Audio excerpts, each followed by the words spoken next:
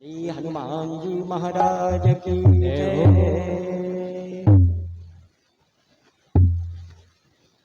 भगवान सिद्ध गुरु महाराज की कृपा से श्री हनुमान जी महाराज के संरक्षण में परमात्मा की कृपा से ये मानस सम्मेलन विगत वर्षों की तरह हाथी बाबा के चरण शरण में भगवान सिद्ध गुरु के आशीर्वाद से श्री हनुमान जी महाराज के रक्षण में ये चल रहा है मंगलमय भगवान नाम की सतत धारा। आप लोग उसमें स्नान कर रहे हैं। महाराज कथा विश्राम पर ध्यान देंगे। कहां पर? भगवान राम का विवाह। चारों भाई अपने चारों बहुओं के साथ में और अयोध्या में राजभवन में राजा दशरथ के मंगलमय आंगन में भगवान और दशरथ जी का जो पुण्य है, जो प्रताप है, वो सामने लोग देख करके दशरथ जी के लिए कह रहे हैं जिसका बेटा राम जैसा हो उसके लिए जो कुछ कहा जाए वो कम ही है। महाराज एक दिन भगवान गुरु जी के साथ में दशरथ जी बैठे हुए थे। गुरु जी के साथ गुरु जी से दशरथ जी ने एक निवेदन किया कि महाराज मैंने आज दर्पण में चेहरा देखा, बाल सफेद कान के पास में वृद्धावस्था सूचित हो रही है। मैं राम के लिए युवराज पद देना चाहता हूं, अयोध्या का राज देना चाहता हूं। आप बताएं। तो गुरु महाराज ने राजा दशरथ की प्रशंसा की कि राम जैसे जिसके बेटे हो उसके लिए सब थोड़ा ही है, आप तैयारी करें। कैसे दें राज, कैसे दें राज? गोस्वामी जी ने लिख दिया। बोले वैसे नहीं तो बोले जो पंच मत और लागनी का, जो पंच ही मत लागनी का, करहु हर सहियो राम जी का। जो पंच मत लागनी का, करहु हर सहियो राम की। जो सब लोगों को अच्छा लगे वो आप करें। महाराज तैयारी हो रही है, राम के राज्य को अभिषेक के लिए नगर को सजाया जा रहा है। ध्वजा पताका लग रही हैं, चौक पूरे जा रहे हैं, कलश रखे जा रहे हैं, दीपक जलाए जा रहे हैं। तैयारी हो रही है महाराज। लेकिन क्या हुआ? क्या हुआ महाराज? उस समय सरस्वती ने देवताओं को बुला करके कहा। क्या कह रही है सरस्वती? बोले यदि राम का राज्याभिषेक हो गया तो राक्षसों का नाश नहीं होगा, इसलिए राम का राज्याभिषेक नहीं होना चाहिए, राम को वनवास होना चाहिए। उसी समय महाराज मंथरा के लिए उन्होंने आगे करके और कैकेयी के पास में भेज दी। नाम मंथरा मंदमती चेरी कैकेयी केरी, कैकेयी की दासी मंथरा पहुंच गई और कैकेयी से बोली क्या सजावट हो रही है नगर में, दिख रहा है तुमको? हाँ पता है तुम्हारे बेटे को राज नहीं मिल रहा है, राम को राजा बना रहे, सोच लेना। कैकेयी को भर दी। तुमको पता है मंत्रा बोली क्या कैसे पूत विदेश, तुम्हारी बेटा तो है नहीं है, भरत तो ननिहाल में, तुमको कुछ दिक्कत नहीं है क्या? तुमको नींद कैसे आ जाती है? कैकेयी को भर दी महाराज। जैसे ही कैकेयी को भर दी समझ गई कैकेयी और चक्कर में आ गई, बातों में आ गई। कैकेयी पहुंची महाराज और जाकर के एक कमरे में जिसमें लाल उजेला रखा था, लाल उजेला, हाथ में खाट की पाटी लेकर के लेट गई। जैसे ही दशरथ जी आए, दशरथ जी ने देखा कैकेयी के लिए, क्यों कैकेयी, भगवान का अभिषेक हो रहा है, राज्याभिषेक, और तुम ये क्यों लेटी हो यहाँ पर गोप भवन में। कैकेयी की वो दशा थी कि साड़ी खिसकी पड़ी थी, सिर पर साड़ी नहीं थी, कैकेयी की आंखें टेढ़ी थी, क्रोध के मारे लाल चेहरा तमतमा रहा था। कैकेयी को देखकर राजा दशरथ ने कहा, क्यों कैकेयी, अच्छे काम में तुम ये क्या कर रही हो। महाराज कैकेयी क्या कहते, राजा दशरथ बोले, किसी ने तेरा अनहित किया है क्या, तेरा बुरा किया है क्या, तेरा क्या किसी को मरना है क्या। अरे कैकेयी बोल दे तू मुझसे, किसको मार डालूं, किसको इस दुनिया से निकाल दूं। प्राण प्रिया, मेरे पास में सब कुछ ताकत है, कुछ मांगना है क्या तुझे। महाराज कैकेयी बैठ गई, इतने में मांगने की सुनकर तो बैठ गई, जो पड़ी थी लेटी थी बैठ गई और कहा, हाथों से सुनो, नेत्रों को मूंद करके, और कह दिया उसने, बोले ठाठी कुछ रखे थे मेरे बचन वो दे दो। राजा दशरथ बोले, अच्छा मांग लो, क्या मांग रही है। तो उन्होंने मांग लिया, बोले सबसे पहला मुझे ये दे दो कि भरत के लिए राजगद्दी। दशरथ जी ने सहर्ष कह दी। दूसरा बोले क्या, बोले राम को वनवास। इतना कह करके जैसे बूढ़ा हाथी गिरता है तैसे दशरथ जी गिर पड़े धरती पर, राम को वनवास की सुन करके। तो क्या कहा सुनो, कैकेयी दशरथ जी बोले, मछली बिना पानी के जिंदा रह सकती है, लेकिन मैं बिना राम के जिंदा नहीं रह सकूंगा। इसलिए कैकेयी दूसरा वरदान समझ के मांग ले, बदल दे, कुछ नहीं है। दशरथ जी के लिए महाराज आफत हो गई, माथ मांग। दशरथ जी बोले, कैकेयी माथ मांग, मेरा सिर मांग ले, दे हूं अब तो ही मैं तुझे अपना सिर दे सकता हूँ, लेकिन वरदान दूसरा, तू राम को वनवास मत मांग, मैं राम के बिना जिंदा नहीं रहूंगा।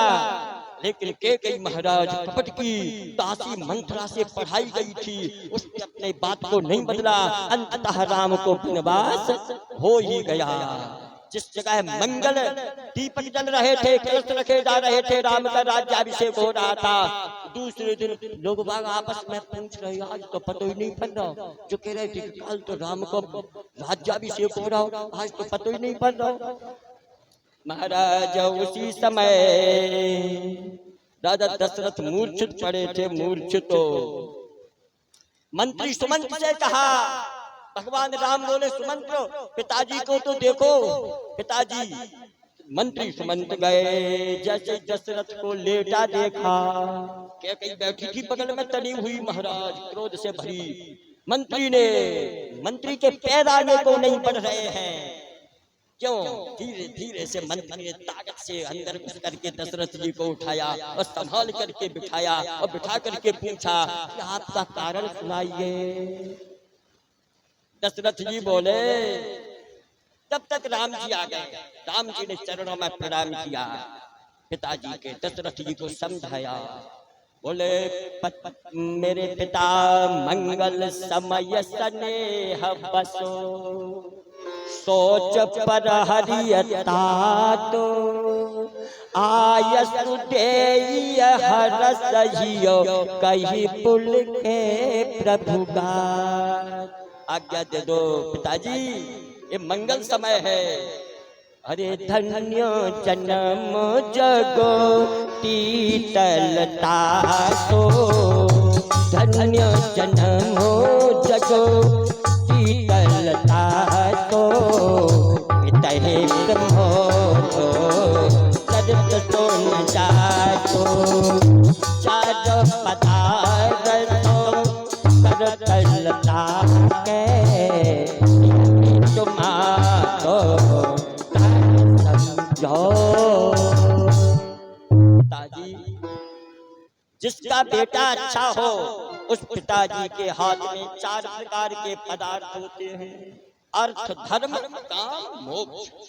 धन्य है उस जिसका बेटा अच्छा है, उसके पिता का भाग्य बड़ा माना जाता है।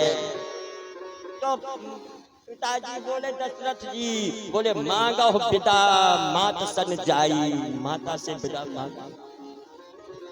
कौशल्या के पास में पहुंचे, कौशल्या ने कह दिया महाराज, कौशल्या ने कह दिया देर मत करो। कौशल्या जानती थी, समझदार थी, बुद्धिमती थी। कौशल्या ने कह दिया, महाराज लक्ष्मण जी भी अपनी माता सुमित्रा के पास में पहुंचे।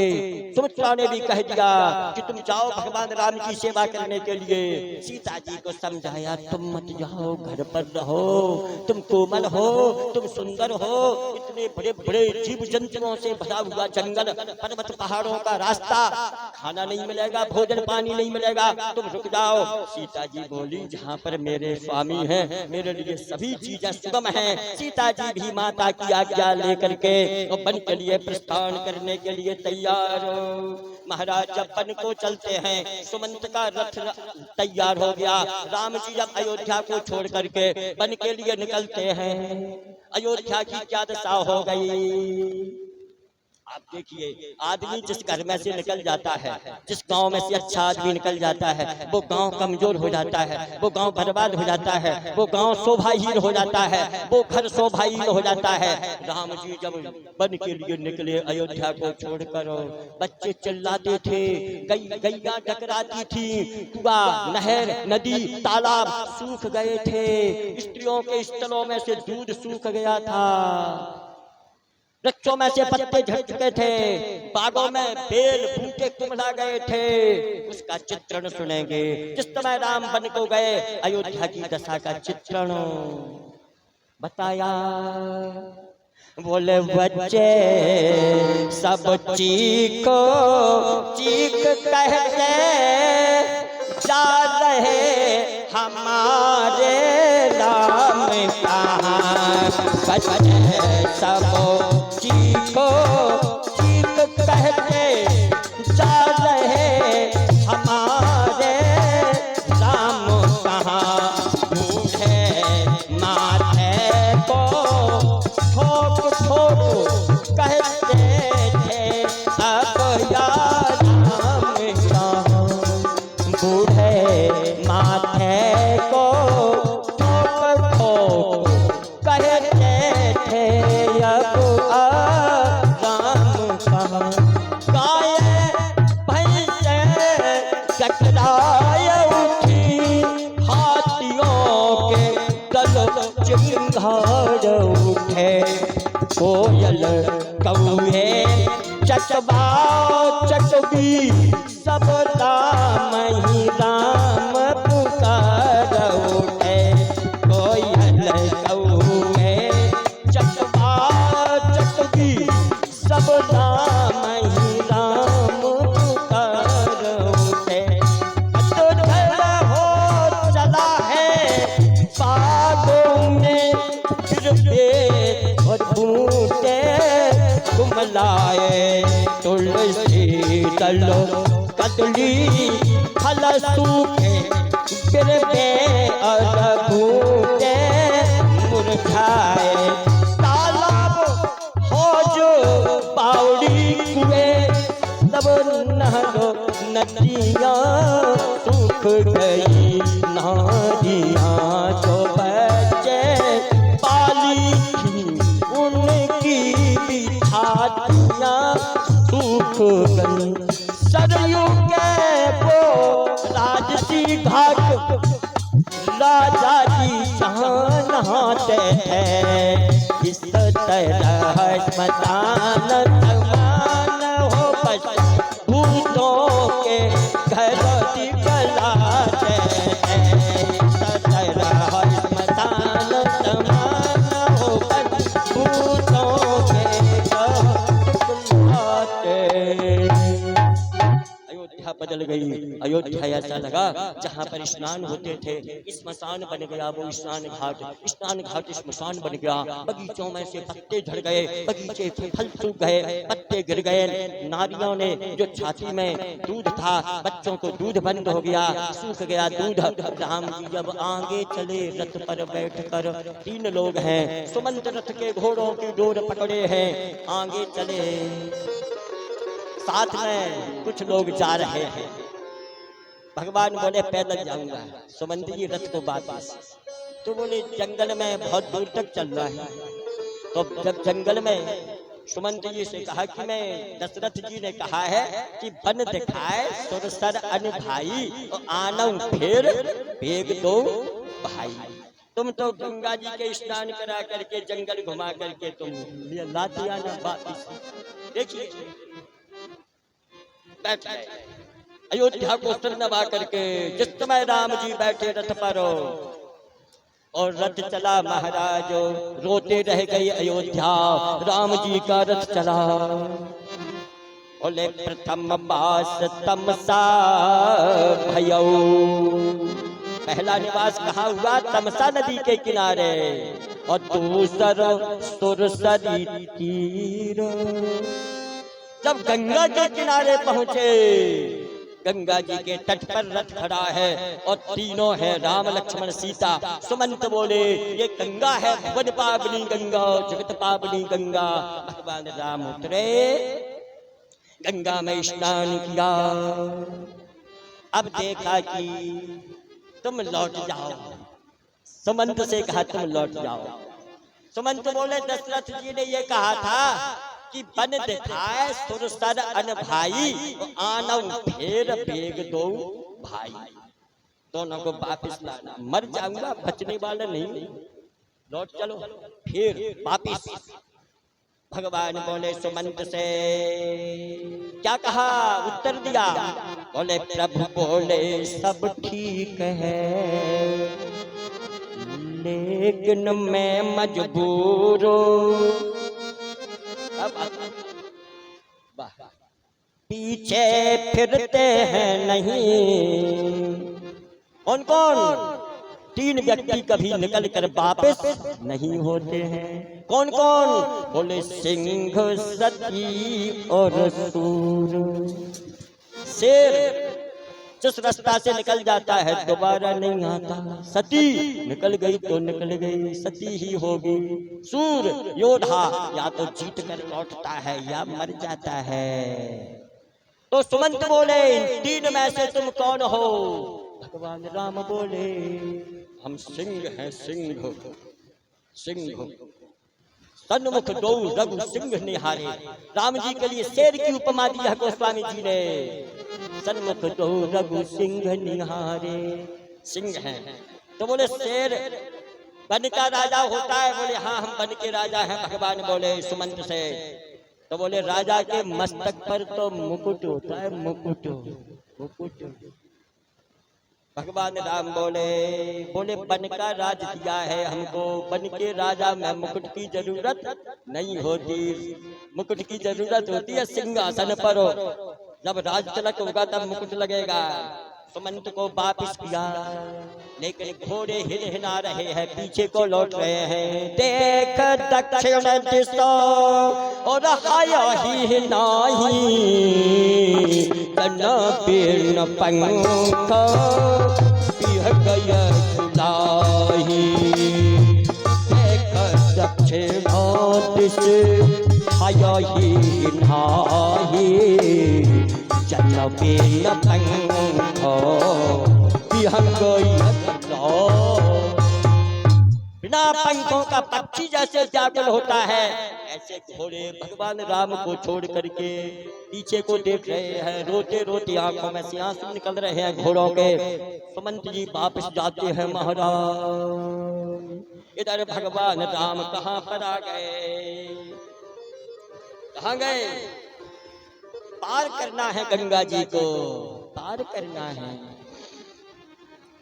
क्या मांगी नाव, नाव मांगी, नाव की जरूरत पड़ेगी। नाव क्यों मांगी? गाँव क्यों माना? एक प्रश्न आता है। जो भगवान तीनों लोगों को दो ही पैर में नाप लिया था। केवट ने विचार किया ये राजा दशरथ के पुत्र हैं कि ब्रह्म हैं? पहले तो ये निर्णय कर लो, यदि ये राजा दशरथ के बेटे होते तो तुम मैं तरीके से बात करूंगा, और ब्रह्म है तो नौका की जरूरत ब्रह्म को नहीं है। 3 पग पृथ्वी 2 ही पैरों में नाप ली थी।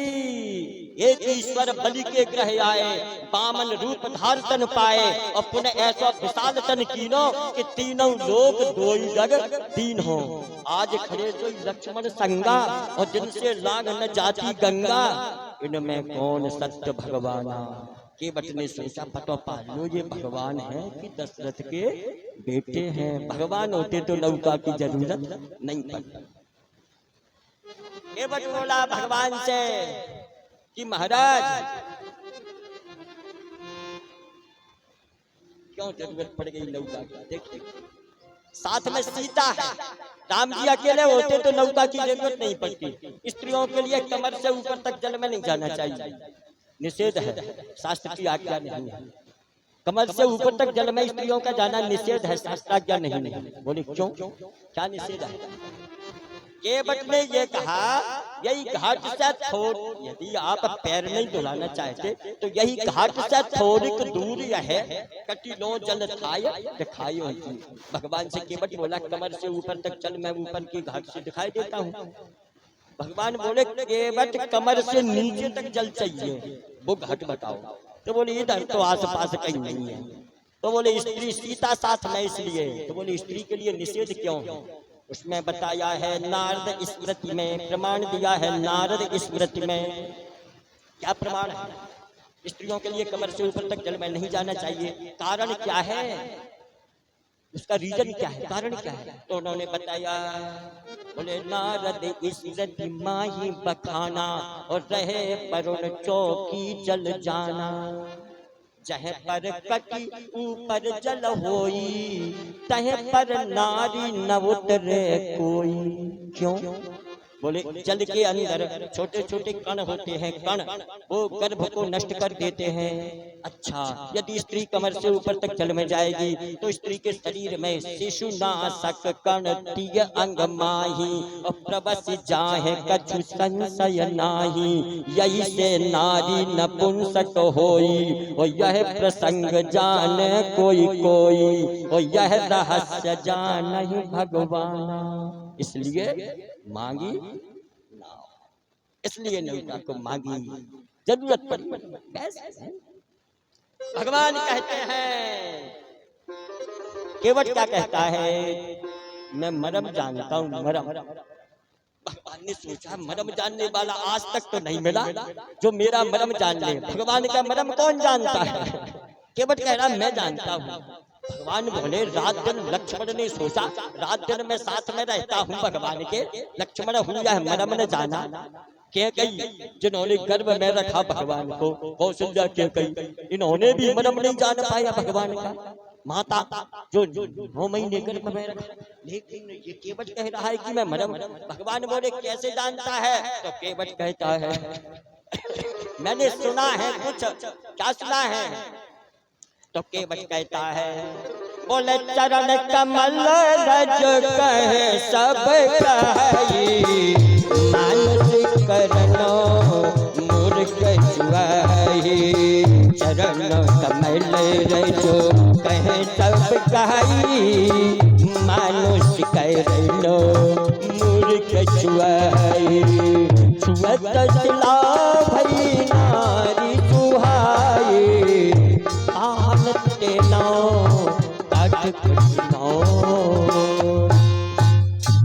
मैंने सुना है कि एक स्त्री गौतम की पत्नी अहिल्या महाराज जो पत्थर बनी पड़ी थी आपके चरण रज से, वो स्त्री बन गई। ये मरम जानता हूँ, मैंने देख लिया। और यदि मेरी कहीं तरणी मुनि घरनी हो जाए, जब उसकी स्त्री पत्थर की स्त्री बन गई तो मेरी नौका तो काठ की है और ज्यादा कोमल होती है, पत्थर से कोमल काठ होता है। केवट कहता है भगवान से, क्या कहता है?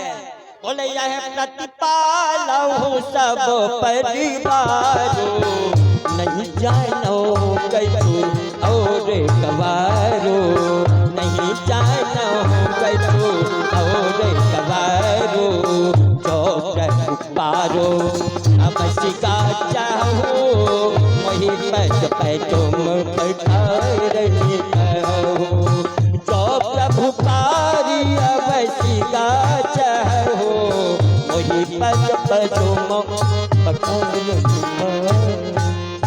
मैं इसी से अपने परिवार का पेट भरता हूँ, कोई धंधा दूसरा नहीं हमारा, खेती बाड़ी कुछ है नहीं। भगवान बोले आप पैर धोने की कह दो, जरा विचार से सुनना, पैर धोने की कह दो मुझसे कि पैर धुला लो। ऐसा दुनिया में कोई आदमी है जो कह दे कि मैं पाँव धोवा लूं तुम वैसे ही धो ले, पाँव तो वैसे ही धोए जा। भाई जनक जी ने जब चरण पखाड़े न राम के, तो ये तो नहीं कहा कि भगवान राम ने कही हो गया अब तुम पैर पखाड़ लो, जी तो पखाड़ने का काम। लेकिन केवट कह रहा है कि कहा हूं, तुम कह दो कि मेरे पैर धो लो। महाराज भगवान बोले केवट तुम्हारे बच्चे कितने हैं जी बता। केवट बोला महाराज बहुत बड़ा परिवार। कितना परिवार? केवट ने उसी समय किसी से कह दिया घर भाई ये पहुंचा दो। बहुत चतुर था केवट। केवट की आंखें कमजोर थी, उसके लिए धुंध रोग था केवट की आंखों में, उसको कम दिखता था। अब वहां चरण रज वाली बात है, बारीक चरण रज धोने की, ये कई चरण रज लगा रहा, खेल खत्म हो जाएगा। पत्नी आई, 6-7 बच्चे चले आ रहे पीछे, 3 को 4 को 5 को 6 को 7 8 9 10 6 कितने बच्चे थे केवट के? उसमें बताया बोले छोटे छोटे बालको 6-7 तक है आगे पीछे, और केवट की नारी दौड़ गंगा तट आई है। केवट ने कहा क्या जरा देख भी निहारने को, और मेरी नेत्र ज्योति धुंध रोग की सताई है, मेरी आंखों में धुंध रोग है। केवट धोता था, और केवट की घरवाली क्या करती थी? केवट की घरवाली बोले जीभ लपटाई, जीभ से चाटती थी भगवान की तरह। जरा विचार कर, जीभ लपटाई एड़ी चाटली नी राघव की, जीभ से रजकण बचेगा नहीं, और बचा रहा तो पोंछ ओढ़नी से कहा हो गई सफाई है। फिर अपनी ओढ़नी धोती से, जो ओढ़नी धोती उससे फिर पहुंचती थी भगवान के तल में। अब सोचो कितनी समझदार थी, केवट भी बड़ा चतुर था। देखिए विचार करना, भगवान का भक्त है ना। भगवान बोले होत विलंब, उतारा है पारू, देर हो रही है, पार उतारो। भगवान से केवट बोला थोड़ा रुक जाओ, जल्दी मत करियो महाराज, जल्दी मत कर देना। भगवान बोले क्यों? यदि जल्दी पार कर दो तो क्या है? तो केवट कहता है बोले महाराज यदि पद में यदि कण भी लगा रहा, एक कण पद में यदि कण भी लगा रहा, वह नौका में लग जावेगा। क्या होगा? बोले नौका नारी बन जावेगी, तब दास बहुत दुख पावेगा। भगवान बोले और अच्छी 2-2 हो जाए, 2-2 घरवाई। एक काम करूँ कर बाहर को एक भीतर रखो। तो केवट कहता है महाराज एक ही भवानी है घर में, दिन रात नहीं कल लेती है, वो अत्यंत गरीबी में भी यह तीसरे साल फल देती है। 6-7 बच्चा, 6-7। केवट बोला भगवान से यदि नाव नारी बन गई कहीं, तो भागे राह न पाऊंगा। क्या होगा? बोले दोनों की ऐच घसीटन में मैं बिना मौत मर जाऊं। तो खराब होती है महाराज, इसलिए कृपा करके यही प्रतिपालहु सब परिवारू। भगवान बोले अच्छा पैर धो लो, पैर धोए। भगवान बोले होत विलंब उतार पारू। जैसे पैर धोते में भगवान कहते हैं, केवट कहता है पद कमल धोय चढ़ाय ना बनना तब उतराई चाहो वही राम राव रान दशरथ सपथ सब साथी कहो करुति रमारई लखन में जब लगन ताय पठारी हो सब लगन तुलसीदास नाथ कपाल पारौता। महाराज मुझे आपकी सौगंध है, भगवान राम से केवट बोला मुझे राम राउर आपके पिता दशरथ जी की सौगंध है, दशरथ जी की सौगंध। यदि कोई बाप की सौगंध खाए दूसरे के बाप की तो उसको बुरा लगेगा, सामने वाले की बाप की सौगंध खा केवट। अरे राम तक तो ठीक है, मेरे बाप दशरथ तक की। उसी समय लक्ष्मण जी ने धनुष उतारा, धनुष खींच करके बाण चढ़ाया, बाण चढ़ा करके केवट की ओर खींचा। केवट कहता है भगवान से महाराज इसको रोक लो भैया को, बैरुति रमा रही भले ही मुझ में तीर लगा दे, मेरा बड़ा भाग्य है। भगवान बोले कैसा भाग्य है तेरा? तो केवट कहता है जब कोई किसी को मारता है तो मजिस्ट्रेट चार चीजें पूछता है, चार बातें। केवट कह रहा है भगवान से जब कोई किसी को मारता है तो मजिस्ट्रेट चार चीजें पूछता है। सबसे पहला किसने मारा, दूसरा कहाँ मारा, तीसरा कहाँ कब मारा, चौथा गवाह कौन है। ये चार चीजें पूछते हैं। तो केवट कहता है भगवान से ये चारों चीजें यहाँ पर बहुत अच्छी हैं इस जगह पर। भगवान बोले केवट चारों चीजें कैसी अच्छी हैं बताओ। तो केवट कहता है, कितना अच्छा उत्तर दिया केवट ने। बोले महाराज सरकार को प्राणन से प्रिय बंधु वही मोही बाण से मारत है। भगवान आपका भैया मार रहा है, देखना जरा। दूसरा स्थान कहाँ? बोले मरता हूँ कहाँ सोची गंग के तीरों शरीर सो प्राण सिधारत है। गवाह कौन है, सामने किसके? भगवान से कहा आप ही गवाह, रघुनाथ से नाथ निहारत है। गलती क्या है मेरी? मैंने कोई मर्डर नहीं किया, केस नहीं किया, चोरी नहीं की। तो बोले अपराध यही इस दास का है, प्रभु के पद पदम पखारत हूँ।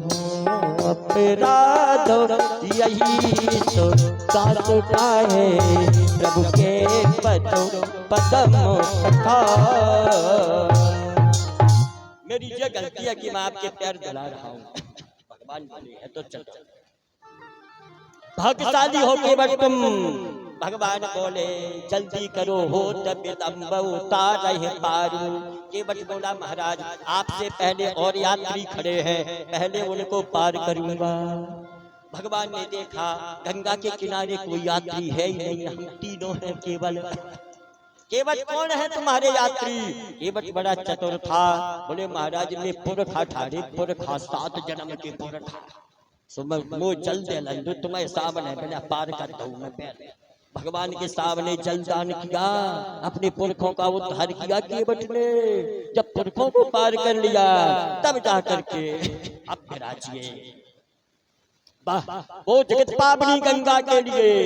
केवट कहता है भगवान अब विराजो नौका में। पैर धो करके जब केवट बिठाता है नौका में, जब भगवान बैठे क्या कह रहे हैं उधर, क्या कह रहे हैं भगवान?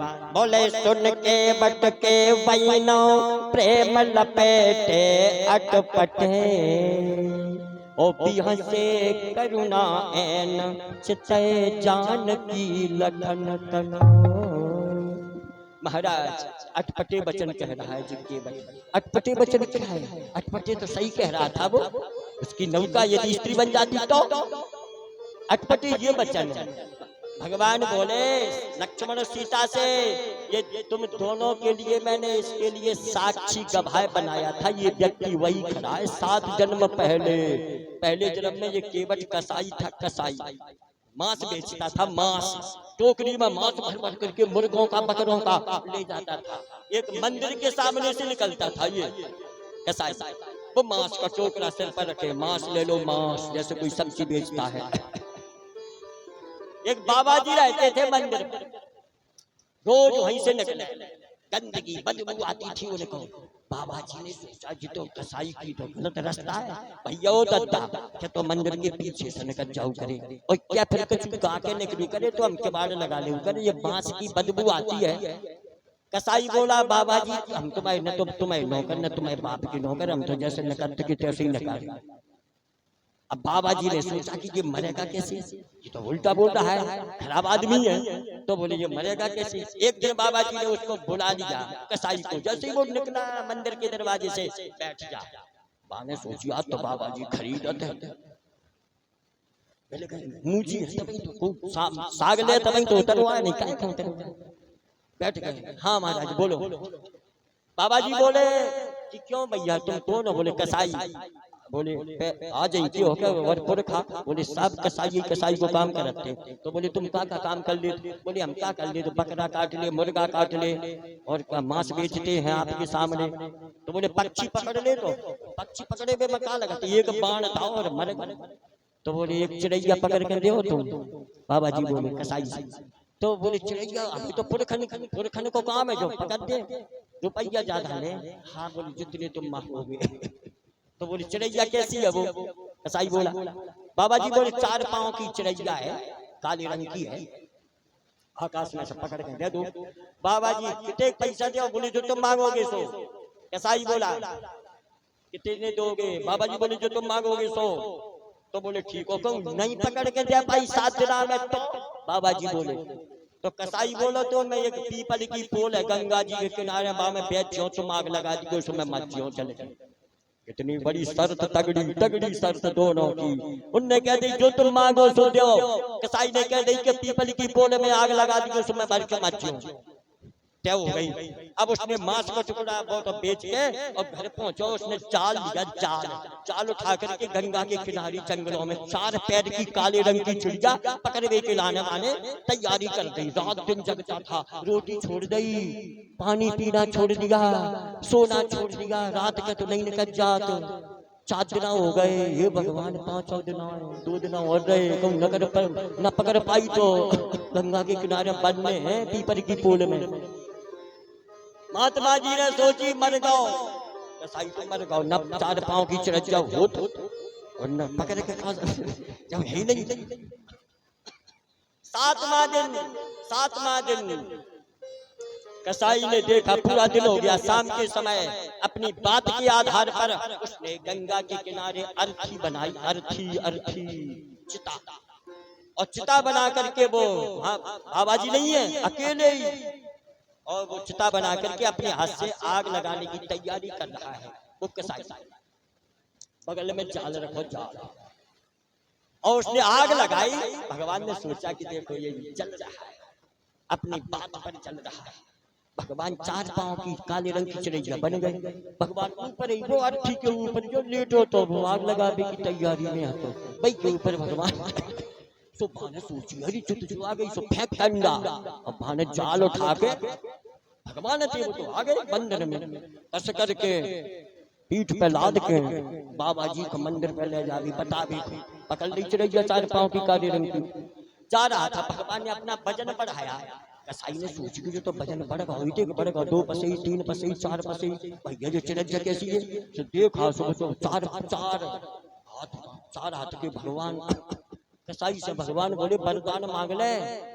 बोले वरदान को तुम? बोले भगवान। कसाई बोलो भगवान तो नहीं है, भगवान हम जैसे पापियों ने खुकाए खोदियो कि बाबा जी को दर्शन का नहीं दे तुमने मंदिर में रोते। बोले नहीं, तुम हो सही भगत, सही हो, तुम अपनी बात के ऊपर मरने को तैयार, एकांत में जलने के लिए तैयार। और वो बाबा जी तुमको झूठ बोल करके अपने मंदिर के सामने से केवल निकलने की बात पर तुमको मारना चाहते हैं। 4 पैर की काले रंग की चिड़िया बता दी जो होती ही नहीं है। तो महाराज बोले अब मैं क्या करूं? बोले तो वो बाबा ने तो ले चलन दो, वो बता दंडो के जी हैं वो चिड़िया। माँ भगवान बोले वो कहने लगे भगवान वो जाल में बंधे। बोले वो बाबा तो मर गए। बोले कब है? बोले 2-3 दिन हो गए। फूली फूल सुंदर गंगा जी पहुंच गए। तो फिर क्या करें? तो बोले अब तो तुम वरदान मांग लो। कसाई बोला मैं जानती नहीं है, काय कूद काठ कूद का प्लास्टिक कूद के काय कूद वरदान काय कूद। भगवान समझ गए कि ये व्यक्ति वरदान जानता नहीं है, वरदान क्या होता है। भगवान बोले आज से मैं 7वें जन्म पर तुमको गंगा के किनारे नहीं मिलोगे महाराज। तो बोले जो धरती ये गवाह है और धरती जो शेषनाग रखे वो गवाह है दोनों। आज सीता धरती का अवतार, शेषनाग लक्ष्मण शेष के अवतार, दोनों से भगवान बोले चितय जानकी लखन तन, ये वही व्यक्ति है जिसके लिए तुम दोनों को मैंने गवाह बनाया था।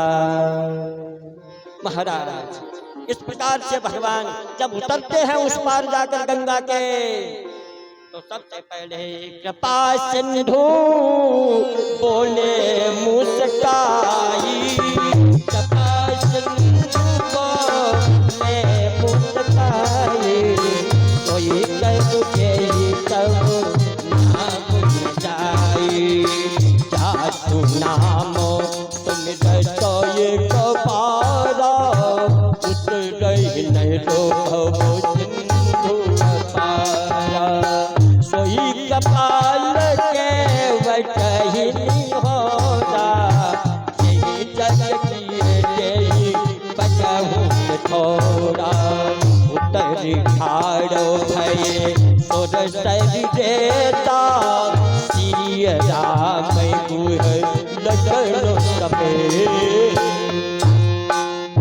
सबसे पहले किसको उतारा? सीता जी को, फिर राम जी उतरे, फिर लक्ष्मण जी गुह के साथ। महाराज विचार करना, सीता जी को उतारा। जब मानस वैसे कानून पद्धति है, ये कानून जीना चाहे जीना सिखाती है। पहले स्त्री को उतारा, सीता जी उतरी पहले नौका में से। मोटर में भी बिठा लो तो पहले स्त्री को बिठा लो, ये सिद्धांत है। आप तो दौड़ करके चढ़ जाएंगे उतर जाएंगे, लेकिन सिद्धांत कहता है इधर जब भगवान बन के लिए चले ना, तब सबसे पहले किसको चढ़ाया? किसको? बोले चढ़ रथ सियो सहित दोनों भाई, चले बनैया को चढ़ो रथ सियो सहित दोनों भाई, चले बनई अब सीता जी को पहले चढ़ाया, उतारा, सीता जी को उतारा। केवट ने क्या कहा?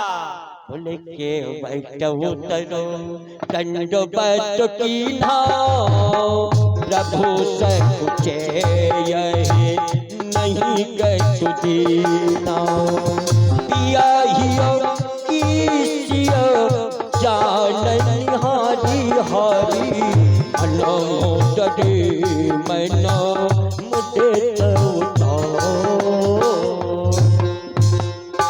पत्नी किसे कहते हैं? विचार करना, पत्नी किसे कहते हैं? पत्नी की परिभाषा क्या है? जो पति के मन की बात को समझ ले वही पत्नी है। बहुत गहरी बात बता रहे। पत्नी का सही अर्थ है जो अपने पति की मन की बात समझ जाए। सीता जी समझ नहीं, राम जी मुद्री उतराई मांगना चाहते हैं, मन मुद्री मन मुदित। भगवान ने तो नहीं कहा सीता जी उठी दे उतराई देना, भगवान दे दे। पत्नी उसी को कहते हैं। महाराज लेकर के जैसे ही वो भगवान ने कहा कहो कृपाल लेहु तो केवट चरणों गहे अकुलाई। केवट चरणों में गिरा, भगवान से क्या बोला? भगवान बोले उतराई ले लो। केवट बोला भगवान से बड़ी अच्छी तरीके से, बोले महाराज ये कई जात के हैं, ये कई जात के हैं हम और आप, ये कई जात, ये कई जाति हमारी तुम्हारी। लक्ष्मण जी ने सुना ये कहाँ का ये भुसबंधा जाति का केवट और मुझसे क्या कह रहा है कि ये कई जाति हमारे, हम रघुवंशी क्षत्रिय वीरा और नीच जाति तुम अधम शरीरा, हम रघुवंशी क्षत्रिय तुम केवट जाति के हो, ये कई जाति हमारी तुम्हारी कैसे? लक्ष्मण जी ने फिर अपना धनुष खींचा। केवट बोला महाराज देखो एक बेर उतारो तो मुश्किल से समर हुआ पाओ, अब फिर उतार रहे जी धनुष तुम्हें भैया छोटे। मैंने कहा गाय तो थी नहीं है, ये कई जात हमारी तुम्हारी कह दी तो मैं सिद्ध कर दूंगा फिर तो मानोगे। लक्ष्मण जी ने धीरे से अंदर कर लिया। भगवान बोले नहीं तुम्हारा बार बार नहीं खींचना चाहिए धनुष, ये ठीक बात नहीं है, ये क्षत्रियों का हम नहीं है, बेकार में धनुष खींच रहे हो। वो कह रहा है कि मैं सिद्ध करूंगा। केवट सिद्ध करो तुम, ये कई जाति हमारी तुम्हारी कैसे? तो वो कहता है बोले महाराज है तो ये कई जात, बोले कैसे? बोले हम केवट कहता है बोले मैं गंगा तट का माझी हूँ, मैं छोटा काम करता हूँ, मैं छोटा काम करता हूँ, तुम बड़ा काम करते हो, काम एक ही है दोनों। बोले मैं गंगा तट का माझी हूँ, तुम भव सागर के केवट हो। आप भी केवट, आप संसार सागर से पार करते हैं, मैं छोटी गंगा से पार करता हूँ। लक्ष्मण जी ने कहा बात तो सही कह रहा, भगवान संसार सागर से इस दुनिया को पार करते हैं और केवट गंगा को पार करता है। एक छोटी नदी है गंगा, अंतर इतना है मेरा व्यापार छोटा है, तुम व्यापार बड़ो है, तुम बड़े पैसा पाओ, हम छोटे हैं, सो हम छोटे धंधा करते। तो भगवान बोले कि केवट उतराई नहीं लोगे? तो केवट कहता है बोले मैं इस सरिता के तीर पे हूँ, तुम उस सागर के तट पर हो, मजदूरी नहीं लोगे? तो केवट कहता है मजदूर कहीं मजदूरों से मजदूरी लेते हैं भैया, और मल्लाह कहीं मल्लाहों से मल्लाही लेते हैं भैया। भगवान बोले तो क्या चाहते हो? तो केवट कहता है भगवान बोले मैं ऋणी हो जाऊंगा यदि तुमने उतराई नहीं ली तो भगवान कहते हैं। तो केवट बोला अरे भगवान यदि अपने को ऋणी समझते हो तो ऋण तुम वहीं चुका देना। कहाँ? बोले मैंने तुमको है पार किया, तुम मुझको पार लगा देना। मैंने तुमको है पार किया, तुम मुझको पार लगा दे। तो कोई दिक्कत नहीं, भगवान ऋणी हुए। देखिए केवट की उतराई नहीं दे सके, जरा विचार करिए। भगवान ऋणी हो गए, अब वो ऋण कहाँ चुकाया? ऋण तो चुकाना पड़ता है। जो मृत्युलोक में आकर के इस धराधाम पर आता है उसको कर्म का फल भोगना पड़ता है। राजा दशरथ को कर्म का फल भोगना पड़ा। राजा दशरथ को आगे बताएंगे महाराज। तो भगवान को ये ऋण कब चुकाना पड़ा? वो केवट की उतराई का। बोले बापुर में जाकर, यही केवट, बापुर में जाकर सुदामा तुझ दीन बना, क्योंकि भगवान को भी बदला चुकाना था। क्या बात है। केवट ने धोए थे गंगा के जल से पैर, और ब्रह्म आंसुओं से पद उनको धुलाना था। प्याज बढ़ गया था, प्याज त्रेता से द्वापर तक का जो ब्याज बढ़ा था, तो रो रो करके पैर धुलाए भगवान कितने रोए। पानी पड़ा तो न हाथ छुओ नहीं, नैनन के जल सो पग धोए। कर्ज तो पटाना है, बदला तो पटाना पड़ेगा महाराज, बदला पटाना पड़ता है। ये कर्म क्षेत्र है, जिसने इसमें जन्म लिया उसको बदला पटाना। महाराज ज्यादा समय की बात नहीं है, आज से 100 साल पहले लिखी हुई लेख, उसमें था एक गरीब था, गरीब ठाकुर, गरीब थे ठाकुर, बिल्कुल गरीब थे। अब उसने अपनी बेटी के विवाह के लिए एक मोदी से कर्ज लिया, पैसा लिया मोदी से। 5 साल हो गई, पैसा नहीं दे सके, बाप मर गए, ठाकुर साहब मर गए, वही मोदी के कोल्हू के बैल बन गए। कोल्हू में चलते थे, पट्टी बंधी हुई थी ठाकुर साहब के। वो ठाकुर साहब का बेटा तहसीलदार बन गया। उसको सपना दिया, सपना आया कि मैं कोल्हू के बैल में बगल के गांव में चल रहा हूँ, बेटा मुझे ले जा। उसने अपनी पत्नी को सुनाया, वो तहसीलदार ने, कि अपने पिताजी तो बोले वहां में चल रहे बगल के गांव में कोल्हू में, बोले चले जाओ तुम, कितने ही में ले आओगे।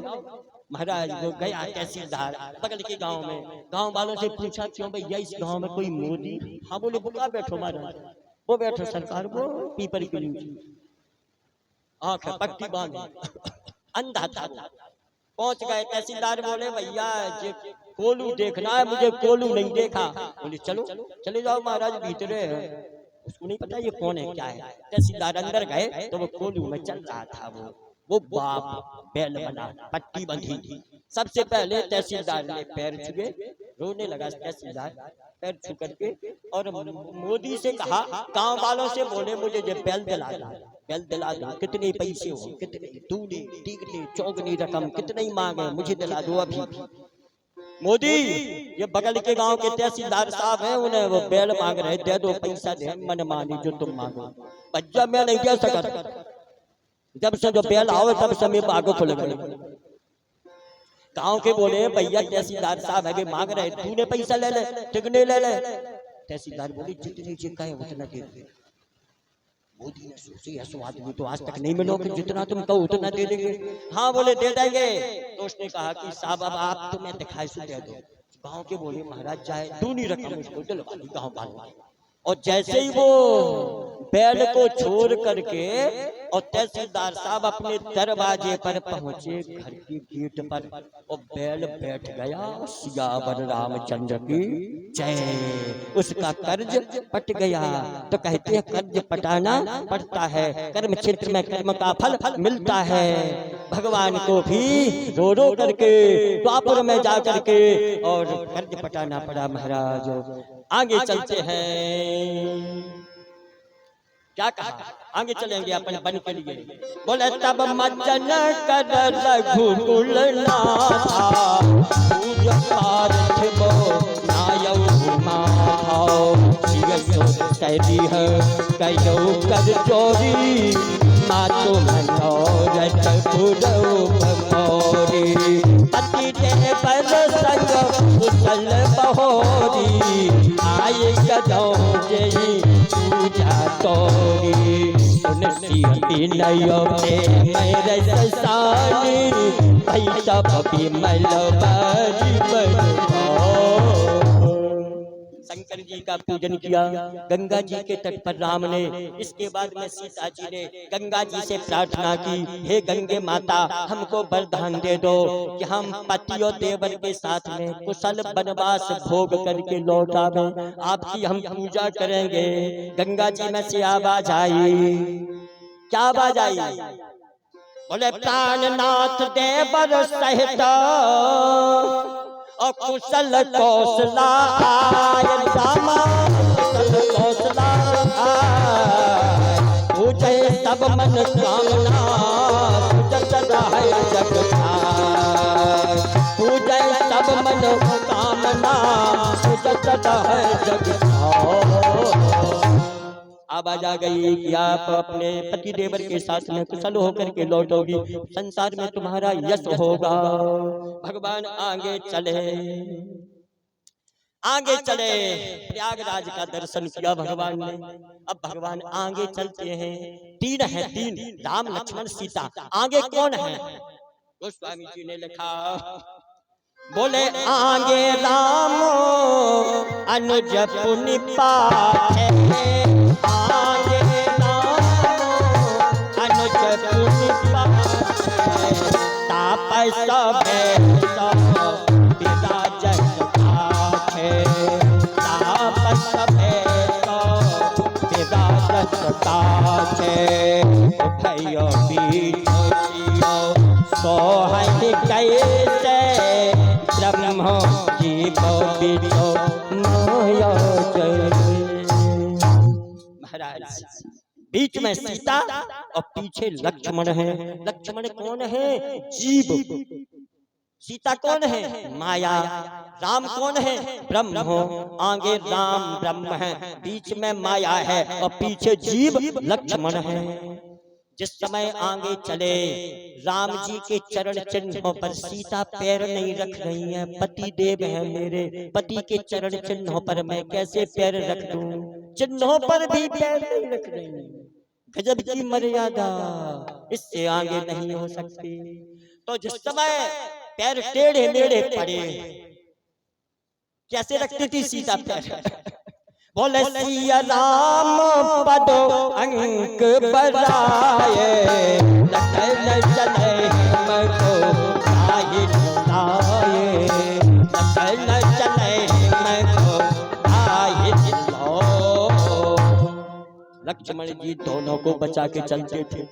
सीता जी राम के चरण चिन्हों को बचाकर और लक्ष्मण जी दोनों के चिन्हों को बचाकर चलते थे। मेरे माता और पिता हैं, सीता को माता मानते थे और राम को पिता मानते थे। लक्ष्मण दोनों के चिन्हों को बचा करके चलते थे, बचा करके आगे चले। महाराज जरा विचार करना, आगे चलते हैं। भगवान थोड़े ही चले, गर्मी का महीना था, जेठ का महीना। लक्ष्मण जी के कमंडल में जल रहता था हमेशा। आज का वह दिन है जिस दिन लक्ष्मण जी के कमंडल में जल नहीं है। सीता जी के होठों पर गर्मी से पपड़ी जमाई, सीता जी को प्यास लगी, सीता जी के माथे पर पसीने की बूंद है। वो पेड़ के नीचे बैठ गई, बट का पेड़ है। भगवान राम शीतल छाया में बैठ जाते हैं। बट की छाया शीतल होती है, बड़ी की छाया ठंडक देने वाली होती है। सीता और राम बैठ गए। लक्ष्मण जी से बोले, तुम जल भर ले आओ, जल। लक्ष्मण जी कमंडल लेकर के जल भरने को चले गए। अब सीता जी ने देखा, राम ने देखा, बट का पेड़ बहुत बड़ा पेड़ है, उस पर एक बेल लिपटी है, बेल लिपटी है, ऊपर तक, नीचे से ऊपर तक बेल लिपटी है।